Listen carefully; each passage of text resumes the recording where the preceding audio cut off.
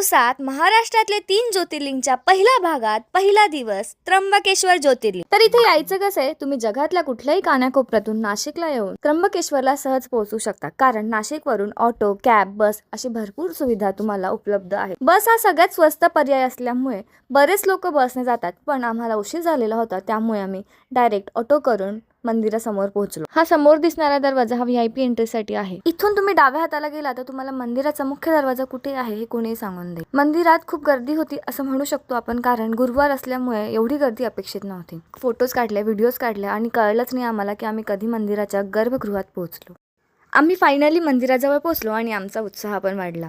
आणि मी किती स्वतःला सायन्स स्टुडंट म्हटलं तरी मला असं वाटतं काही गोष्टींमध्ये एक वेगळाच आनंद असतो. म्हणजे नंदीच्या कानात जाऊन इच्छा मागणं असेल किंवा इच्छा मागून 1 रुपया चिपकायचा, तो चिपकला तर इच्छा पूर्ण होईल किंवा नाही चिपकला तर नाही होणार. दर्शन घेऊन आम्ही बाहेर आलो आणि थोडा वेळ मंदिराच्या सानिध्यात बसलो. त्यानंतर आम्ही मंदिराच्या सानिध्यामधल्या लोकल मार्केटमध्ये सुद्धा फिरलो आणि आमच्या प्रवासाचा समारोप आम्ही पांडव लेण्यांना भेट देऊन केला. आता इथून पुढचा प्रवास तुम्ही माझ्या पुढच्या भागात म्हणजेच दुसऱ्या भागात बघू शकतात. Bye bye, take care. मी इंद्रायणी गांगुर्डे आणि बघत राहा माझ्या व्हिडिओ.